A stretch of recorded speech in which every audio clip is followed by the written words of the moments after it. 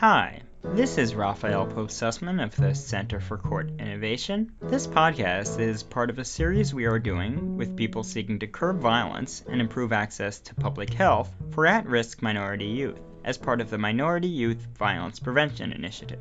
The initiative is a partnership of the Office of Minority Health at the U.S. Department of Health and Human Services and the Office of Community-Oriented Policing Services at the U.S. Department of Justice that encourages collaboration among public health organizations, law enforcement agencies, and community-based groups. Our podcast series highlights innovative approaches at the 9 demonstration sites that have received funding under the program. In this week's podcast, we're exploring the Children in Trauma Intervention Program, or CITI, in Cincinnati, Ohio. CITI is spearheaded by the Cincinnati Police Department's Youth Services Unit in partnership with the Cincinnati Health Department, Cincinnati Public Schools, and Hamilton County Juvenile Court. The program seeks to reduce violence and youth involvement in the juvenile justice system through a mentorship system that pairs police officers with youth. This podcast focuses on CITI's approach to trauma and the philosophy behind CITI's unique parent engagement strategy, which includes requiring parents of youth to participate along with their children in the program. I'm joined by Nancy Wagner, who oversees grants and grant information for the Cincinnati Police Department, and Lieutenant Jay Johnstone of the department's Youth Services Unit. Nancy, Lieutenant Johnstone, thank you for being here today, and welcome. Thank you. Thank you for having us. So can you describe to me how CITI functions? Well, we run 3 separate sessions a year, and we invite 40 kids between the age of 11 and 14 to attend each of the sessions. And what we're looking for are kids who are kind of, on a borderline of, having discipline problems or attendance problems or struggling with their grades at school. So those are the youth that we reach out to, and that's who we're looking for. It starts off with an interview process where we interview the youth. We also interview the parents of the youth because the parents, it's a large component of our program, is the parent-to-parent program. So the parents and the youth are equally involved for the program, which runs 10 weeks. The parents meet weekly for 90 minutes, and their presence is actually required as part of the program for the kids in order to graduate. The parents also inevitably graduate. So the parents are required to attend, and the parents then meet with a certified therapist at the meeting. So what we do is they start off talking as a group together, and they address issues that everybody is experiencing with their youth, and then they break off into smaller groups and talk in a little more intimate setting, and then towards the end of the session they come back together and discuss the various ideas that they've learned and different characteristics that they actually share with the other parents. This approach is, I think, unique among the minority youth violence prevention programs. Why do you feel it's so important to have parents involved? Well, we think that parents help to reinforce the lessons that we're trying to teach, the lessons of leadership and the lessons of conflict resolution, also just idea of respect. So these are the lessons that we're teaching the kids, and we've found a strong correlation that the better attendance and stronger buy-in that we have from the parents, the better buy-in and the better attendance that we have from the youth that participate in the program. So that way, when the youth go home, the parents are able to reinforce the lessons that are being taught. Where does law enforcement fit into the program specifically?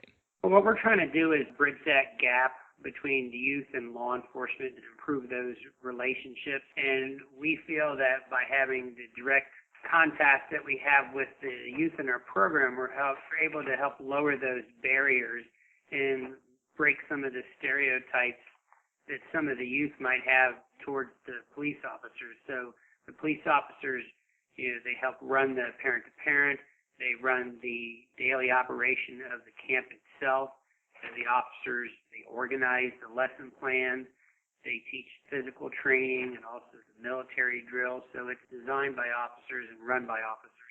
Can you tell me a little bit more about the curriculum that the youth follow? I know that it's pretty structured. I think they wear uniforms.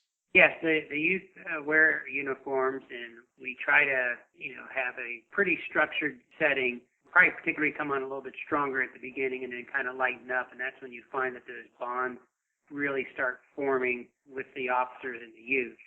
And then we do teach an enrichment portion throughout the entire 10 weeks, and we use the GREAT curriculum, which is the Gang Resistance Education and Training curriculum. And then we also introduce that same curriculum to the parent-to-parent. We also have like the physical PT training. We have military drills. We have an officer that teaches martial arts. And then our sex education program, we have someone from the health department come over to teach a class on that.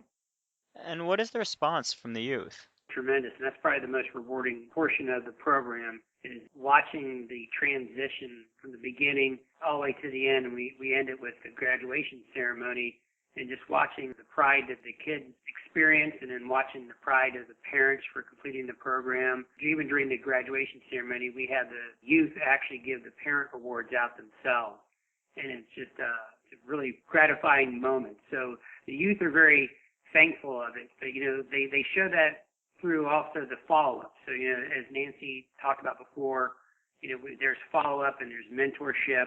We make sure that there's consistent follow-up so that we're always monitoring their progress, even after the camp. So we don't want it just to be a temporary 10-week fix. We're looking more towards permanent, where we're going to follow them all the way up to the point of college and beyond. And also, a lot of the officers are school resource officers. So they'll see these kids at the school so they can keep in contact with them, see how things are going. And a lot of the kids form that bond, and if things are happening between, with them at home or whatever, they'll go to that officer for advice. And then we'll also have parents calling afterwards, just saying, what a change in the kids, or if they're having a problem with the kids, they'll call afterwards. And then an officer will go, out to talk to the kid to see how he or she can help. You mentioned earlier that you have a trauma specialist to work with the youth. What does trauma-informed care mean to you at CITI? I think what we're looking at trying to look at it from the vantage point of the youth themselves and the various traumas they might be experiencing through a variety of stressors in their lives. So that's where the trauma specialist comes in, because she's able to speak with not only just the children but the parents. And most of us understand there's going to be two vantage points when you're talking with two different parts of a relationship.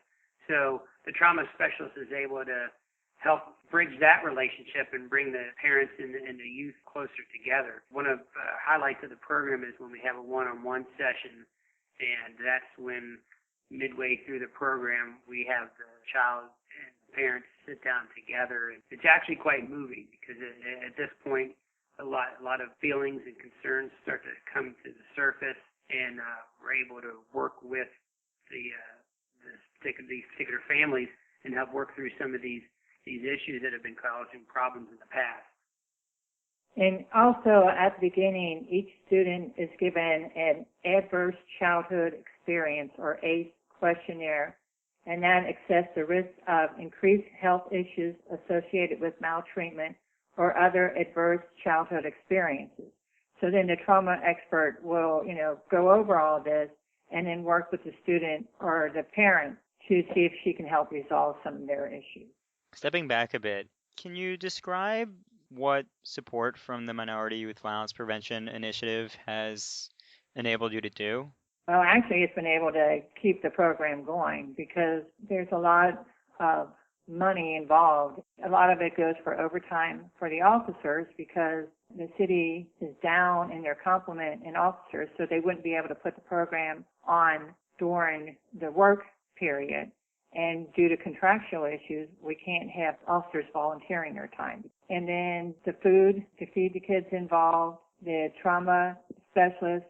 We also have University of Cincinnati is our evaluator, so we need to pay them. We also have incentives, which is big for the kids, that's provided by the grant. So, it gives them a goal to reach, not only to be a better person, but, a lot of people know that if you kind of put that carrot out there, they're going to try a whole lot harder. And what are those incentives? Well, we have weekly incentives where we recognize like the top students, the top leaders, ones who do well on the weekly spelling test, the ones that do well on the physical fitness test. We kind of toggle back and forth between a $5 Subway card or a $5 BW3 Wings card. We also offer, for attendance for the parents, we offer through increments anywhere between $10 and up to $25, depending on how long they maintain their presence throughout the program as well. And then ultimately, if a kid shows perfect attendance and shows good progress, they eventually can earn a tablet. The kids must get very excited for that. Absolutely. That's something that you'll see where they strive and work very hard because they realize it is very attainable. Well, thank you so much for taking the time to speak with me today. Thank you. All right, thank you, Raphael. This has been Raphael Pope Sussman with the Center for Court Innovation, speaking with Nancy Wagner, Lieutenant Jay Johnstone. For more information on the Center for Court Innovation, visit www.courtinnovation.org.